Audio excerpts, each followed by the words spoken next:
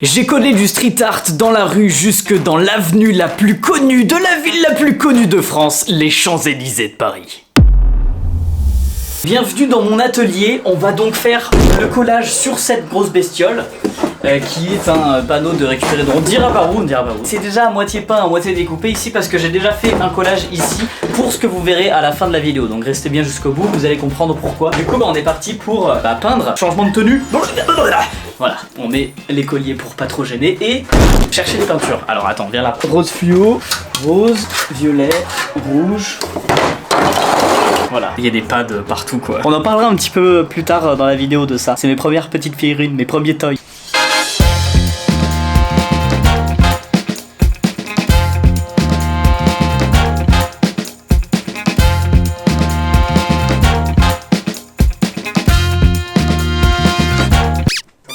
Des fois on me fait la réflexion genre « Oh le mec, il a peint son parquet, il a niqué la caution !» Ouais. Cette étape de peinture, ça va être juste le fond des collages street art. Donc c'est pas forcément très important que ce soit très beau, très représentatif et tout. C'est juste pour mettre un petit peu de la couleur et que ce soit pas tout blanc. Donc je fais des zigouilles, des éclaboussures, enfin bref, je me prends pas trop la tête, mais j'essaye de garder quand même une gamme de couleurs qui va bien entre elles.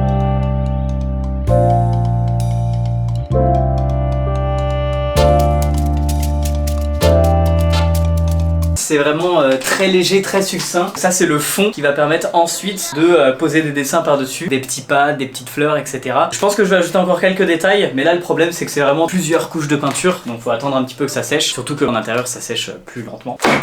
Voilà. Par contre, il y a quand même un truc que j'ai envie d'ajouter par rapport à mes créations en général, c'est ça. Et vous allez voir, c'est incroyable. On va pouvoir ajouter un truc que je mets maintenant sur mes peintures. C'est ce que j'ai pu ajouter ici, tu vois, avec des petits points comme ça, vraiment très léger. Une grille! Et regarde, tu places la grille. Alors c'est vraiment du bricolage, hein. Théoriquement, je devrais me mettre par terre. J'espère que je vais pas trop peindre la porte.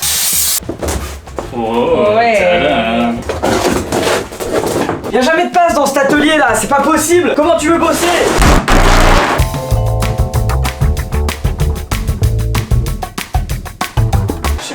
Sur le miroir, partout. Ce n'est jamais fini. J'ajoute toujours des détails. Encore. Détails. À quel moment s'arrêter dans une peinture? Et ben je vais vous dire, la réponse à la question c'est... Une fois qu'on a fini de peindre tout ça, je suis bien habillé là, t'as vu? Il va falloir découper tout ce tintouin dans les formes que je veux. Au niveau des formes, des petits pads et des petites fleurs. En parlant de pads, ça me permet donc de vous présenter mon dernier projet, ma petite figurine que vous pouvez vous procurer sur ma boutique. Elle est à 45 €, c'est une édition limitée imprimée en 3D, peint à la main et donc signée et numérotée aussi, avec un petit cul derrière et un petit cœur sur les fesses. Oh ouais, qui sont beaux. Ma première petite figurine, comme je l'ai dit, une édition limitée à 100 exemplaires. Je suis très content de vous proposer ce nouveau petit projet. Donc voilà du coup à quoi ressemble le pad et on va le dessiner sur ce paravent. Je vais dessiner des petits motifs, donc pad ou des petites fleurs au feutre et ensuite redécouper ces formes dans le plastique pour pouvoir avoir ces formes qui soient découpées et pas juste avoir un gros carré tout moche. Sauf que ce que j'avais pas prévu, c'est que cette matière à découper, elle est insupportable. Tout ça pour dire que c'était galère. Très galère. Je tiens vraiment mon cutter comme un enfant de 4 ans. Mais c'est vraiment la manière dont t'as le plus de force pour le découper d'un coup. Parce que du coup, vu qu'il y a 2 épaisseurs, c'est assez compliqué de le découper d'un coup. Et après, t'es obligé de repasser par-dessus et tout. Et ça fait des charcutages dégueulasses. Donc c'est compliqué parce qu'il faut arriver à être en même temps précis. En même temps, pas faire des gros à-coups pour éviter de me charcuter l'autre main. Et en même temps, pas déborder, pas dépasser. Et vraiment appuyer comme un gros bourrin dessus parce que c'est vraiment super rigide. Bon voilà, j'ai découpé 3 pads et une fleur. Et normalement, si j'ai bien découpé, ça s'enlève tout seul. Alors, il va falloir faire, à mon avis, quelques petites retouches, mais oh ouais. Hey, il est propre celui-là. On voit le magnifique câble management derrière moi qui n'est pas du tout fait. Et là, olé. J'ai pas découpé les pattes, mais en gros, je vais le dessiner. Mais du coup, je préfère pas le découper comme ça. C'est un seul bloc et c'est plus rigide au niveau du collage. Oh ouais. Oh merde, j'ai cassé le pied. Non, dis donc. Mais il était pas découpé le pied. C'est un pad estropié. C'est un pad handicapé. Et la fleur.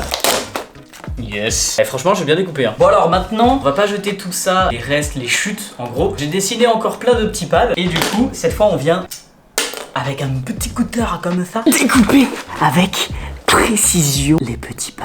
Alors ça, par contre, ça va prendre du temps. Bon, autant dire que j'en ai pour 25 ans.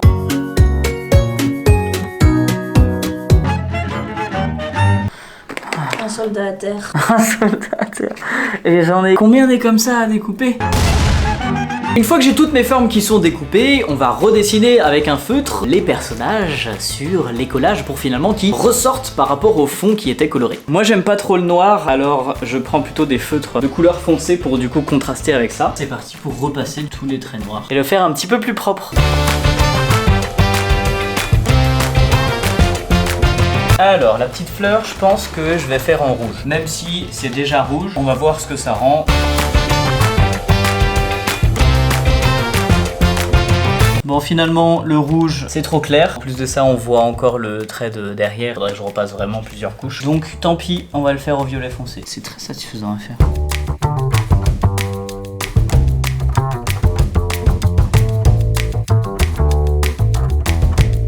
Elle est super contente. Ouais.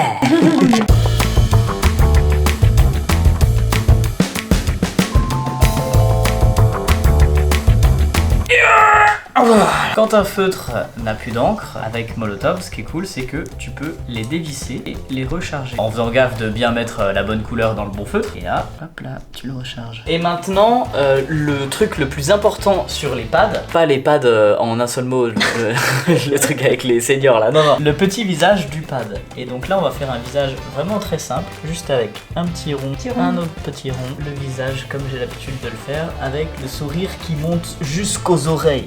Bon, et du coup c'est celui auquel il manque un pied, mais on va essayer de le refixer. Mon petit personnage, il s'appelle Pad parce que tout simplement j'avais pas envie de lui donner un nom genre, je sais pas, Georges, Roger, Hubert ou un truc comme ça. Je voulais inventer un prénom et il s'appelle Pad parce qu'il a pas de nom. Voilà.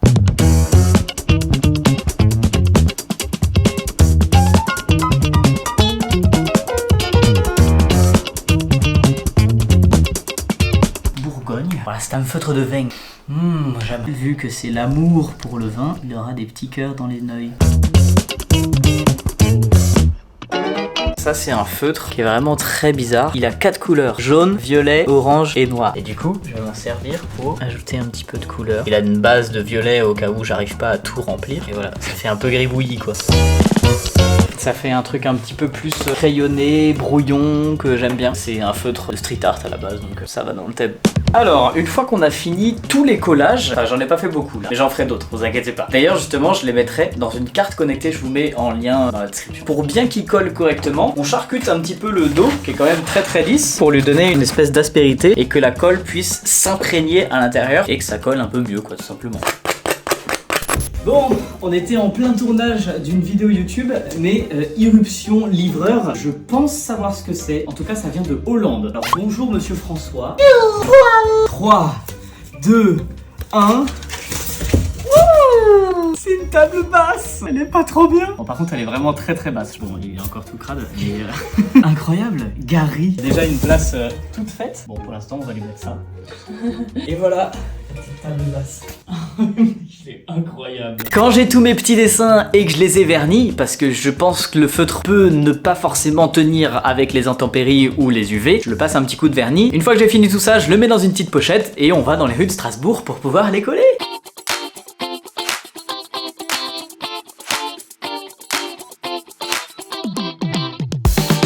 Ça fait depuis plusieurs années que je fais du street art. J'ai d'ailleurs commencé par faire du collage avant de faire des peintures dans les rues. J'ai commencé avec des collages papier. D'ailleurs, je fabriquais moi-même ma colle avec des œufs et de l'eau et de la farine. C'était dégueulasse, ça puait et ça laissait énormément de traces. Et quand je me suis rendu compte qu'au final, la colle à tapisserie, c'est pas si cher, je suis passé du coup sur de la colle à tapisserie, t'as capté. Sauf que le problème, c'est que ces collages papier, c'est un peu trop éphémère. Dans le sens où une personne, s'il n'apprécie pas le collage, il peut l'arracher. Et d'ailleurs, même s'il apprécie le collage, il peut l'arracher. Il y a une petite anecdote par rapport à ça, justement, c'est qu'un abonné m'a envoyé un message sur Instagram en me disant « Oh, j'arrive dans une nouvelle coloc et il y a ça au mur. » Et il y avait justement un de mes collages qui était arraché et qui avait été mis dans la colocation pour décorer les murs. Ou une autre anecdote, c'est que j'avais un petit collage qui était un burger avec des sous-vêtements. Alors les sous-vêtements étaient féminins parce que pour moi c'était plus représentatif de sous-vêtements tout simplement, mais c'était pas pour féminiser le burger. Mais bref, il y a des personnes qui l'ont pris mal et du coup qui mettaient des messages sur les burgers en disant genre je sais pas sexisme, etc. Bref, du coup c'est suite à ça que j'ai imaginé une illustration d'un hot dog en slip, la version masculine finalement, avec le hot dog, la saucisse, t'auras compris. Voilà à quoi ressemblait le burger et voilà à quoi ressemble le hot dog en slip. Et c'est du coup deux collages que je mettais dans la rue et je trouve ça rigolo de voir les petits messages que les gens mettaient sur les collages. Des fois c'était bien, mais des fois c'était des insultes. Donc bref, avec toutes les péripéties que j'ai pu avoir avec ces collages papier, pendant à peu près un an, j'ai abandonné et je n'ai plus fait beaucoup de collages. J'en avais fait des centaines et au final il en restait plus que quelques-uns dans les rues. Donc je trouvais que c'était une sorte de perte de temps parce qu'au final ça restait à peine quelques mois et personne en soi pouvait en profiter. Sauf qu'à un moment donné, je me suis intéressé un petit peu plus au collage street art, mais vraiment ceux qui restent longtemps et qui sont un petit peu plus haut dans la rue. Et là, il y a un gars qui s'appelle Fast Freak à Angers qui m'a montré une technique. J'ai tout de suite accroché et du coup je me suis lancé dans cette technique de faire des véritables collages physiques et qui seront beaucoup moins éphémères et qui vont durer très longtemps avec de la bonne colle, tu vois. Tu montes un peu en plus en hauteur, comme ça les gens ils peuvent pas les atteindre et paf, tu mets ton collage. Alors, je dis ils peuvent pas les atteindre, mais il y en a quand même quelques-uns dans Strasbourg où on voit qu'ils essayent de les arracher. Mais ça tient bien.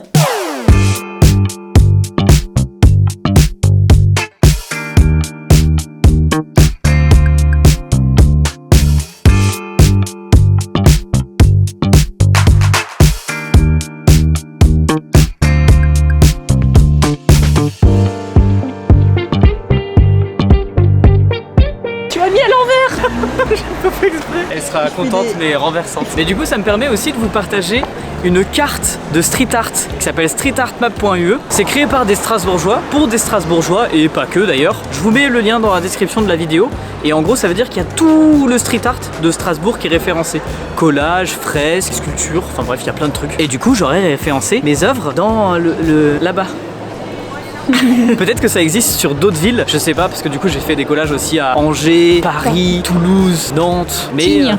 Tignes aussi, ouais, Tignes. Du coup bah je sais pas si je peux les référencer avec d'autres sites. Si jamais vous connaissez d'autres sites qui référencent le street art, n'hésitez pas à me le dire en commentaire. Moi je connais streetartmap.ue pour le street art de Strasbourg. On va manger maintenant. Alors les premiers collages qui étaient un peu plus rigides et plus périns dans le temps, ils étaient sur du bois comme ça là.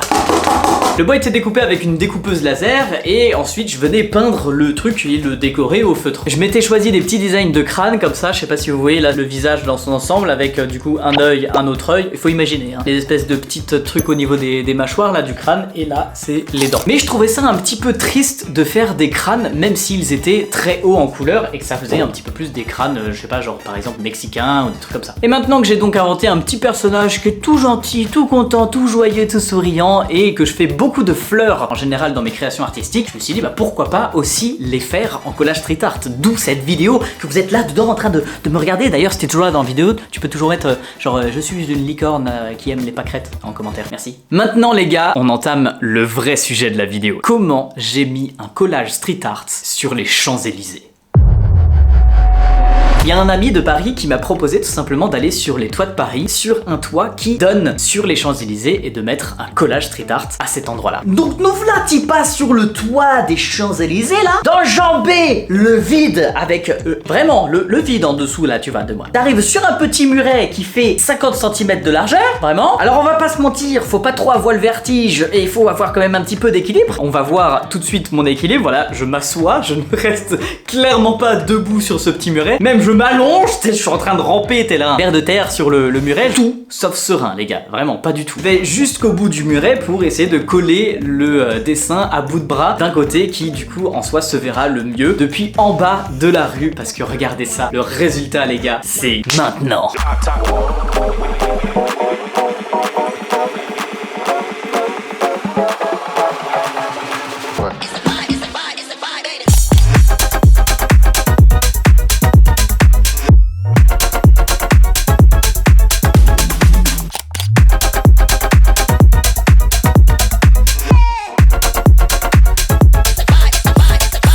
Jamais de la vie j'aurais pensé un jour pouvoir faire des trucs comme ça. Si vous kiffez voir des projets comme ça, regardez ça là. On est sur les toits de Paris quoi. Bah tu t'abonnes, tu likes, tu partages, parce que maintenant on a un collage sur les Champs-Élysées.